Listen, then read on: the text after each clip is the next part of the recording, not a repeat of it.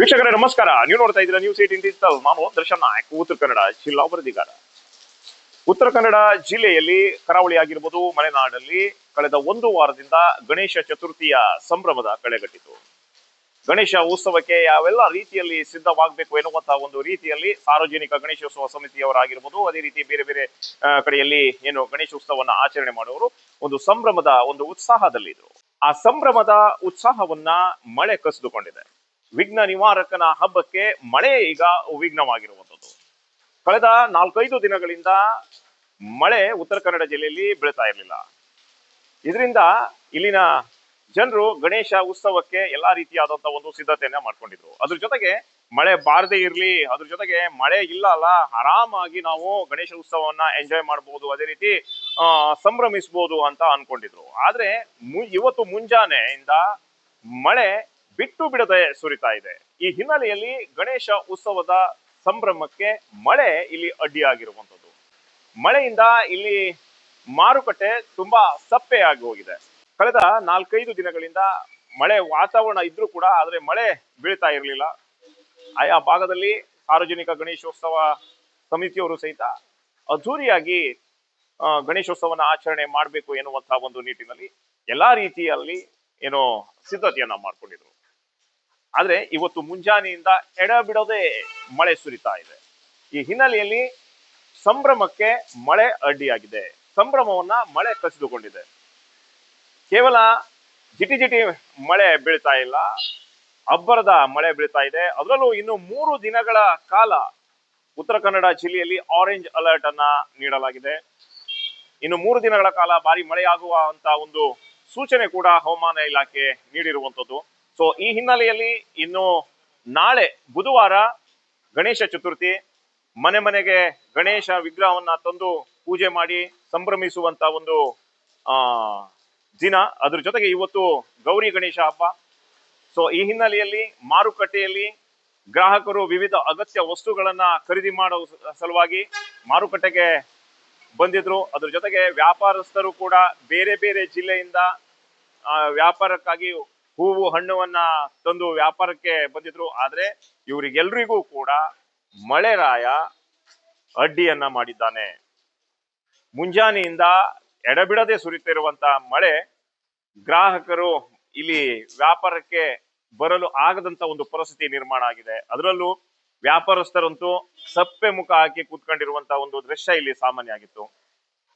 ಗಣೇಶ ಚತುರ್ಥಿ ಅಂದ್ಮೇಲೆ ಅದರಲ್ಲೂ ಉತ್ತರ ಕನ್ನಡ ಜಿಲ್ಲೆಯ ಕರಾವಳಿ ಆಗಿರ್ಬೋದು, ಮಲೆನಾಡಲ್ಲಿ ಅದರದ್ದೇ ಆದಂತ ಒಂದು ಸಾಂಪ್ರದಾಯಿಕ ವಿಧಿವಿಧಾನಗಳು ಇರ್ತವೆ, ಧಾರ್ಮಿಕ ವಿಧಿವಿಧಾನಗಳು ಇರ್ತವೆ. ಅದ್ರ ಜೊತೆಗೆ ಅದಕ್ಕೆ ಬೇಕಾದಂತ ಅಗತ್ಯ ವಸ್ತುಗಳು ಕೂಡ ಇಲ್ಲಿ ಮಾರುಕಟ್ಟೆಗೆ ಬರ್ತವೆ. ಸೊ ಈ ಹಿನ್ನೆಲೆಯಲ್ಲಿ ಈ ಭಾಗದಲ್ಲಿ ಪೂಜಿಸುವಂತ ಮನೆಯವರು ಈ ಅಗತ್ಯ ವಸ್ತುಗಳನ್ನ ಖರೀದಿ ಮಾಡಲು ಕಾರವಾರ ಮಾರುಕಟ್ಟೆಗೆ ಆಗಮಿಸ್ತಾರೆ. ಆದ್ರೆ ಇವತ್ತು ವ್ಯಾಪಾರಸ್ಥರು ಎಲ್ಲಾ ಅಗತ್ಯ ವಸ್ತುಗಳನ್ನ ತಂದು ವ್ಯಾಪಾರ ಮಾಡ್ತಾ ಇದ್ದಾರೆ.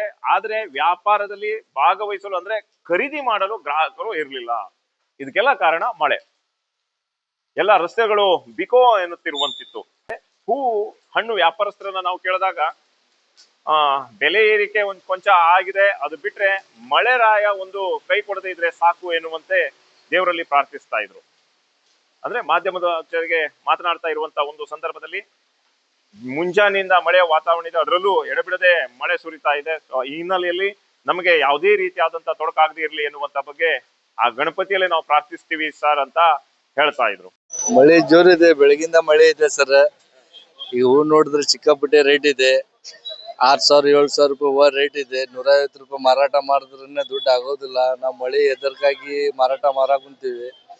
ಏನ್ ಮಳೆ ಬಂದ್ರೆ ಮತ್ತೆ ಎಲ್ಲಾ ಲಾಸ್ ಇರ್ತಿತ್ತು. ಹೂವ ಮಳಿ ನೀರ್ ತಾಗಿದ್ರೆ ಹೂವ ಹಾಳಾಗಿ ಬಿಡ್ತಿದೆ. ಅದಕ್ಕೆ ಹೂವ ಸಿಕ್ಕಾಪಟ್ಟೆ ಇದೆ. ವ್ಯಾಪಾರ ನೋಡಿದ್ರೆ ಸ್ವಲ್ಪ ಡೌನ್ ಇದೆ, ತುಟ್ಟಿಯಾಗಿ. ಏನ್ ಮಾಡ್ಬೇಕಂತ ಯತ್ನೆ ಗೊತ್ತಾಗಕ್ ಕುಂತಿಲ್ಲ.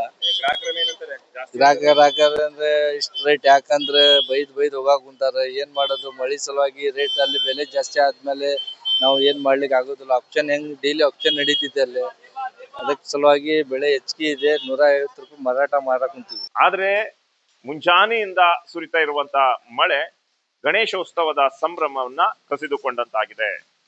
ಅದರಲ್ಲೂ ಮುಖ್ಯವಾಗಿ ವ್ಯಾಪಾರಸ್ಥರು ಬೇರೆ ಬೇರೆ ಜಿಲ್ಲೆಯಿಂದ ವಿವಿಧ ಅಗತ್ಯ ವಸ್ತುಗಳನ್ನ ತಂದು ವ್ಯಾಪಾರಕ್ಕಾಗಿ ಬಂದಿದ್ರು. ಇವತ್ತಿನ ಒಂದು ತಮ್ಮ ತುಚ್ಚಿನ ಚೀಲವನ್ನ ತುಂಬಿಸಿಕೊಳ್ಳಲು. ಆದ್ರೆ ಈ ಮಳೆ ಎಲ್ಲದಕ್ಕೂ ಅಡ್ಡಿ ಮಾಡ್ತಾ ಇರುವಂತದ್ದು. ಇನ್ನು 3 ದಿನಗಳ ಕಾಲ ಮಳೆ ಇರುವುದರಿಂದ ಗಣೇಶ ಚತುರ್ಥಿಯ ಸಂಭ್ರಮಕ್ಕೆ ಅಡ್ಡಿ ಆಗ್ತಾ ಇದೆ. ಉತ್ತರ ಕನ್ನಡ ಜಿಲ್ಲೆಯಲ್ಲಿ 11 ದಿನಗಳವರೆಗೆ ಗಣಪತಿಯನ್ನ ಪೂಜೆ ಮಾಡ್ತಾರೆ. ಅದರಲ್ಲೂ ಸಾರ್ವಜನಿಕವಾಗಿ ಎಲ್ಲಿ ಗಣೇಶೋತ್ಸವ ಸಮಿತಿಯವರು ಏನು ಗಣೇಶ ವಿಗ್ರಹವನ್ನ ಪ್ರತಿಷ್ಠಾಪಿಸಿ ಪೂಜೆ ಮಾಡ್ತಾರೋ ಆ ಭಾಗದಲ್ಲೆಲ್ಲವೂ ಕೂಡ 11 ದಿನಗಳವರೆಗೂ ಸಹಿತ ಕಾರ್ಯಕ್ರಮ ಇರುತ್ತೆ. 11ನೇ ದಿನಕ್ಕೆ ವಿಸರ್ಜನೆಯನ್ನ ಮಾಡ್ತಾರೆ.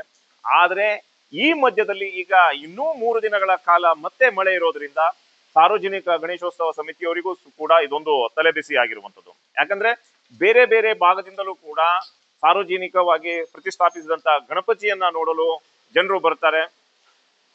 ಅಂದ್ರೆ ಬೇರೆ ಬೇರೆ ಊರಲ್ಲಿ ಬೇರೆ ರಾಜ್ಯದಲ್ಲಿ ಇದ್ದಂಥವರು ತಮ್ಮ ಗಣಪತಿ ಹಬ್ಬಕ್ಕಾಗಿ ಊರಿಗೆ ಬಂದವರು ಸಾರ್ವಜನಿಕವಾಗಿ ಪ್ರತಿಷ್ಠಾಪಿಸಿದಂತ ಗಣಪತಿ ವಿಗ್ರಹವನ್ನ ನೋಡಲು ಹೋಗ್ತಾರೆ. ಆದ್ರೆ ಇದಕ್ಕೆಲ್ಲವೂ ಸಹಿತ ಮಳೆ ಅಡ್ಡಿ ಆಗ್ಬೋದು ಎನ್ನುವಂತ ಒಂದು ಆತಂಕ ಇದೆ. ಯಾಕಂದ್ರೆ ಕೇವಲ ಇವತ್ತೊಂದೇ ದಿವಸ ಮಳೆ ಅಲ್ಲ, ಇನ್ನು 3 ದಿನಗಳ ಕಾಲ ಮಳೆ ಆಗುವಂತ ಒಂದು ಸಾಧ್ಯತೆ ಇದೆ ಎನ್ನುವಂತ ಬಗ್ಗೆಯೂ ಸಹಿತ ಹವಾಮಾನ ಇಲಾಖೆ ಮುನ್ಸೂಚನೆ ನೀಡಿರುವಂತದ್ದು.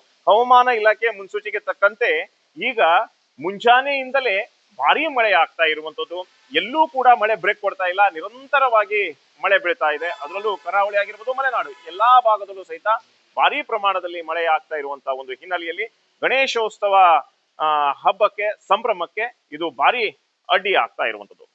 ಒಟ್ಟಾರೆ ವೀಕ್ಷಕರೇ, ಇದಿಷ್ಟಾಗಿತ್ತು ಗಣೇಶ ಉತ್ಸವಕ್ಕೆ ಮಳೆ ಯಾವ ರೀತಿ ಅಡ್ಡಿ ಮಾಡ್ತಾ ಇದೆ, ಮುಂದಿನ 3 ದಿನಗಳ ಕಾಲ ಮಳೆಯ ಮುನ್ಸೂಚನೆ ಹೇಗಿದೆ, ಅದ್ರ ಜೊತೆಗೆ ಭಾರಿ ಪ್ರಮಾಣದಲ್ಲಿ ಇವತ್ತು ಮಳೆ ಸುರಿತಾ ಇರೋದ್ರಿಂದ ಇಲ್ಲಿನ ವ್ಯಾಪಾರಸ್ಥರು ಯಾವ ರೀತಿ ಸಮಸ್ಯೆಯನ್ನ ಎದುರಿಸಿದ್ರು, ಅದ್ರ ಜೊತೆಗೆ ಗ್ರಾಹಕರು ತಮ್ಮ ವಸ್ತುಗಳನ್ನ ಖರೀದಿ ಮಾಡಲು ಯಾವ ರೀತಿ ಹೈರಾಣಾದ್ರು ಎನ್ನುವಂತ ಬಗ್ಗೆ ತಿಳಿಸುವಂತ ಒಂದು ಪ್ರಯತ್ನ. ಇನ್ನಷ್ಟು ಮಾಹಿತಿಯೊಂದಿಗೆ ಮತ್ತೆ ನಾವು ನಿಮ್ಗೆ ಸಿಗ್ತಾ ಇರ್ತೀವಿ. ಅಲ್ಲಿ ತನಕ ನೋಡ್ತಾ ಇರಿ News18. ಅದ್ರ ಜೊತೆಗೆ ಮೊದಲ ಬಾರಿಗೆ ನೀವು ನಮ್ಮ ಯೂಟ್ಯೂಬ್ ಆಗಿರ್ಬೋದು, ಫೇಸ್ಬುಕ್ಗೆ ಭೇಟಿ ನೀಡಿದ್ರೆ ಇದನ್ನ ಸಬ್ಸ್ಕ್ರೈಬ್ ಮಾಡಿ, ಅದ್ರ ಜೊತೆಗೆ ಈ ಸುದ್ದಿಯನ್ನ ಶೇರ್ ಮಾಡಿ. ನಿರ್ಭೀತ, ನಿಷ್ಪಕ್ಷಪಾತ, ವಿಶ್ವಾಸಾರ್ಹ ಸುದ್ದಿಗಳಿಗೆ ಮತ್ತೊಂದು ಹೆಸರಾಗಿರುವ News18 ಕನ್ನಡ ಈಗ ಆಪ್ನಲ್ಲೂ ಲಭ್ಯವಿದೆ. ದಯವಿಟ್ಟು ಇಲ್ಲಿರುವ QR ಕೋಡ್ ಸ್ಕ್ಯಾನ್ ಮಾಡಿಕೊಂಡು ಆಪ್ ಡೌನ್ಲೋಡ್ ಮಾಡೋದಕ್ಕೆ ಮರಿಬೇಡಿ. ನಿಮ್ಮ ಬೆಂಬಲ ಹೀಗೆ ಸದಾ ನಮ್ಮೊಂದಿಗಿರ್ಲಿ. ಧನ್ಯವಾದ.